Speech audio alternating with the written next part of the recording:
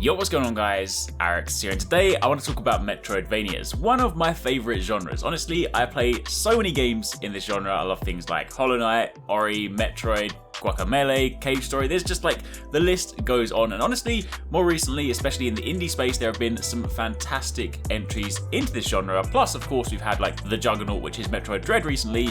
Basically, it's a good time for Metroidvanias. There have been quite a few this year, and there are of course some coming up that I'm also looking forward to. So I thought in this video, we would wrap up some of the best ones from this year that of course you should have on your radar if maybe you haven't played them already, and a few to look forward to. So if you guys do enjoy this, then a like will be super appreciated. Comment down below, let me know what are your favorite Metroidvanias. Let me know if you've played anything on this list, or there are things that maybe you want to play now you've seen them.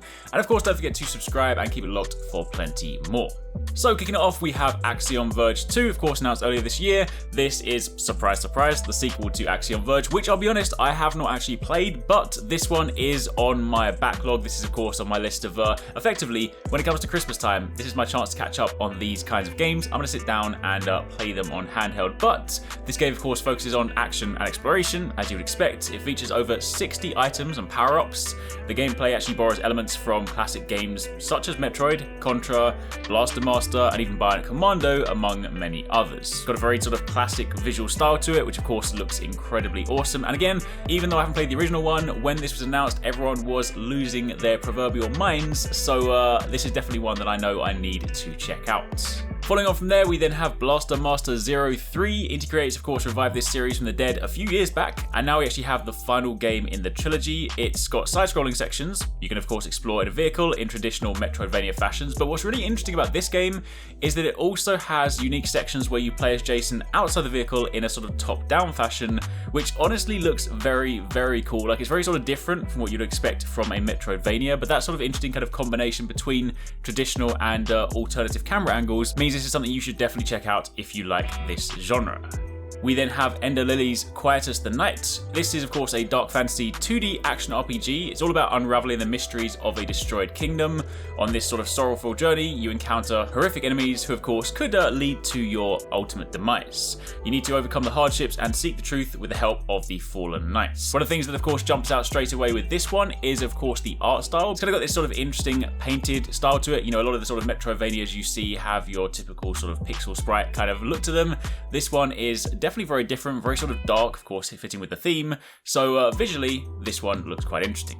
Moving on from there, we then have GRIME. This one, of course, I had a chance to play earlier on this year. I haven't finished it yet, but this is a fantastic game. It, of course, has a very sort of a gritty, dark look to it, but they've got some great visual effects in this one. You've got eye-popping surrealism, where you can uncover mysterious secrets in sort of these weeping caves, meet otherworldly creatures, indistinct civilizations across an organic, interconnected world, and all of this is rendered in 3D. One of the most interesting things about this is the combat system, because, of course, when you first start the game, you have no weapons. Basically, the way you combat things is by absorbing. It's kind of like a parry system, which worried me at first because your boy is rubbish at parrying, but this one you punish enemies by parrying their attacks, and you can then of course absorb that to grow your strength. Later on of course you do obtain weapons. There are lots of very cool weapons in this, so you have plenty of things to customize your arsenal. The weapons made from living creatures that of course mutate during combat, so you do have a mixture of things like dual blades and spears and great swords and lots of very cool stuff. It's even got like a unique skill progression system where you can hunt down and absorb super challenging monsters in order to improve your skills and customize even further. It's honestly a very cool looking game, and for my time playing it so far, I've really enjoyed it. I definitely do need to go back and finish it, but this one I highly recommend you check out.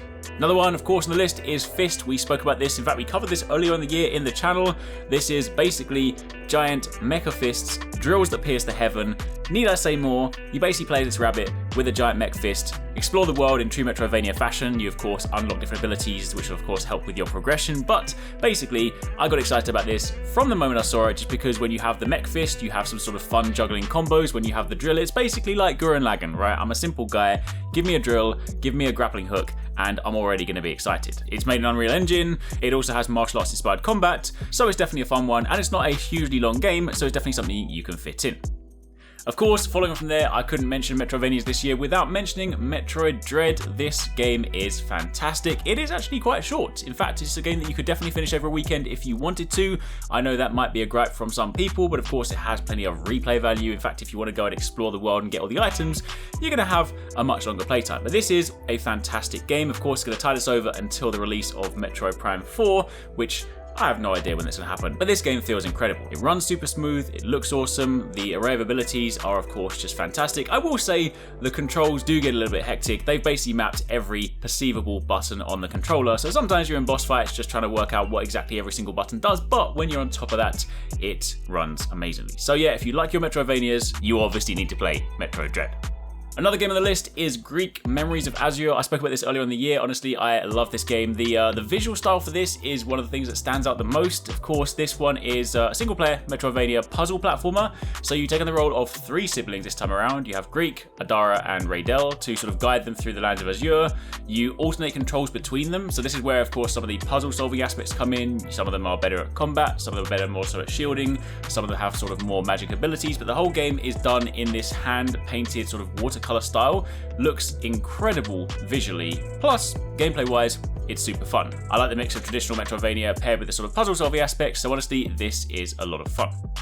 Then you have the Castlevania Advanced Collection. I mean, again, it's Metroidvanias, right? The fact that, of course, we have a list of Metroidvanias, I have to mention Metroid and Castlevania, both of which are basically the granddaddies of this genre. Castlevania Collection gives you a chance to go back and play Castlevania Circle of the Moon from Game Boy Advance, Castlevania Harmony of Dissonance, also Game Boy Advance, Aria of Sorrow, Game Boy Advance, and it threw in a bonus, the Castlevania Vampire's Kiss from the Super NES. So basically, if you want to go back and play some old school Castlevania games, then check out the collection. So, for the time being, those are the ones that of course dropped this year, but I do want to throw in a couple of honourable mentions just because there are some that are coming out next year, or at least slated for 2021, that you definitely want on your radar. The first of those is VERNAL Edge. This was actually a Kickstarter success. The combat system, believe it or not, takes notes from things like DMC and Sekiro with like aerial combos and a poise bar. So you've kind of got the traditional Metroidvania exploration that you would expect in the world, but with a really tight, like fluid combat system. The aesthetic is also super cool because you kind of got the 2D pixels which look really, really nice. Like, look, I love my pixel art, right? If there's a game that has nice sprites, I'm also involved. Sprites, drills, grappling hooks. You can start to build a picture for what I like, basically. And while this game is not out yet, the reason I want to mention it as well is because there is a demo, so you can check it out if you want to know what it feels like. Another one is Bushiden, which of course is kind of like the sort of Sega Mega Drive aesthetic, which looks super cool.